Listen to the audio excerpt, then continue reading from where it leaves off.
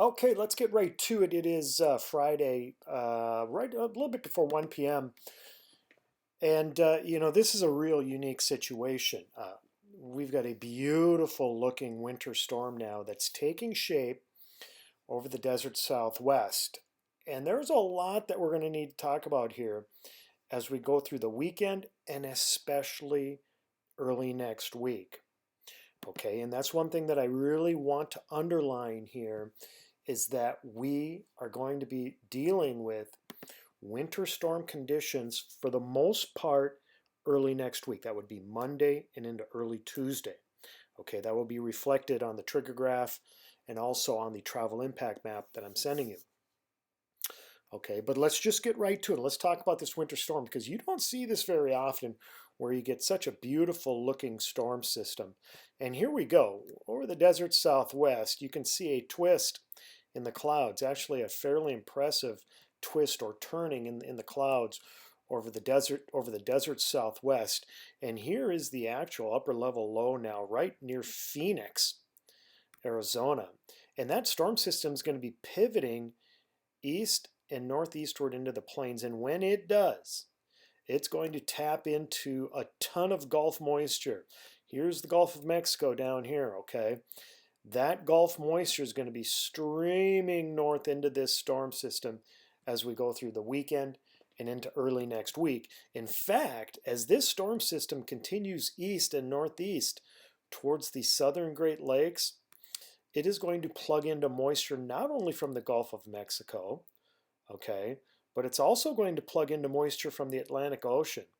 And it's going to spin that moisture back west and north into Minnesota and Wisconsin, okay? But again, the reason why I'm showing you this is, by the way, this is a water vapor loop from the satellite imagery. It shows where dry air is. Dry air is depicted by the orange colors, and then moist air, which is depicted by the milky white and gray colors. Okay, so there's plenty of moisture right now coming up out of the Pacific and entering into Texas right now. It's still quite dry over the Gulf of Mexico, but that's going to change. I don't mean that the Gulf of Mexico, the Gulf of Mexico water is dry, but what I'm saying is that there's a dry air mass over the Gulf of Mexico now, but that's going to change as the storm system pivots east and north into the plain states, and it is going to explode. It is going to be just a beautiful, impressive, long-lasting storm system that is going to affect our area. Okay, let's just now focus real quickly on this weekend. And what I want to mostly show you is what we are expecting to happen now as we get into late tonight, really what it comes down to tomorrow morning. So probably between about 4 a.m. and 7 a.m. tomorrow morning and then noon. Now, this is the future radar from the NAM Nest computer model guidance from this morning. And it's a future radar for tomorrow morning. This is at about 4 a.m. You can see what looks to be Virga starting to approach the Twin Cities in southern Minnesota and western Wisconsin as we get into 4 a.m. But once we get into about that 7, 8 a.m. time range, this is freezing rain. Okay, and temperatures at that time, let's just put the temperatures on here for tomorrow morning. At about 7 a.m., we're expecting temperatures around, the mid to upper 20s in the Twin Cities metro on east into western Wisconsin. So that's a perfect environment for freezing rain. And in fact, if we go to the precipitation type forecast from the NamNest computer model guidance, you can see the pink and purple colors here. This is freezing rain, okay? And this is now as of about 9 a.m. tomorrow morning. And then that freezing rain continues into the late morning hours before it turns to rain. And the green colors depict rain. So that by, probably 1 or 2 in the afternoon, we should switch over to all rain across the whole region. Okay, but until then, it's likely that we are going to get periods of freezing rain in the morning. And in fact, the NAM Nest computer model guidance is showing how much accumulation of ice we can expect here in southern and central Minnesota and western Wisconsin, anywhere from about 0.05 inches to about a tenth of an inch to a 15th of an inch of ice in southern Minnesota. That's more than enough to cause problems, okay, before this turns over to all rain. And then temperatures actually approach 40 degrees as we get into late Saturday night and Sunday morning. So any wintry precipitation this weekend is going to occur tomorrow morning. All right, now let's focus on later in the weekend, late Sunday night, and especially Monday. Okay, this is the jet stream, the river of air at 30,000 feet from the European Computer Model Guidance. And this is for Monday afternoon. Okay, let's draw a few things on here for you. Okay, you can see the jet streak now over Missouri and heading east into Indiana and Iowa. Okay, here, this is a jet streak.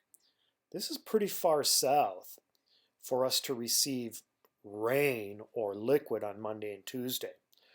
Okay, with this jet stream being this far south on Monday, and as you can see, it's got a beautiful comma shape to this jet stream structure. This will place southern, eastern Minnesota, and much of Wisconsin in a favorable area for snow. Okay, there's going to be vigorous lift in the atmosphere still occurring on Monday and into early Tuesday morning, and it has a lot to do with this jet stream structure. It's actually a beautiful jet structure to receive what we consider a retrograding type of a storm system, where a storm actually moves from east to west or stalls over northern Wisconsin and Michigan, and in return we're going to get some pinwheeling moisture that comes back over eastern Minnesota and much of Wisconsin, which would produce snow. It's a great setup for snow, not a typical setup because the system is so strong, and it's actually going to have two lives. The first life of this storm will hit this weekend and produce snow over the Dakotas and northwestern Minnesota, and then the second life of this storm will spin up on Monday and into early Tuesday, creating snow for much of our region. Okay, now let's take a look at the potential snow map from the European Computer Model Guidance, okay? And we're going to zoom out here and just show you the whole United States. And you can see that by Monday morning now, still most of the snow, or at least the heaviest accumulating snow, out in the Dakotas. And it's going to be impressive. We're talking about totals above a foot, probably in that foot to foot and a half range over South Dakota, extending into portions of North Dakota. Okay, but now we're going to zoom in, and give me just a moment here. We're going to zoom in to the upper Midwest, okay? And let me show you what happens as we go through time here now. And I want you to keep an eye on Minnesota, eastern Minnesota. So we're talking this area as we go into Monday, okay? Take a look. We have no snow as of Monday morning over southern Minnesota. Not surprising, because we're still going to have a layer of warm air in our atmosphere at that time. But watch what happens as we go through the day Monday. Here it is by noon. The European Computer Model is expecting an inch or two of snow in the Twin Cities metro by noon on Monday, and then 3 to 4 inches of snow by Monday evening. And lo and behold, by Tuesday morning, the European guidance is cranking out anywhere from 5 to 8 inches of snow across much of our region.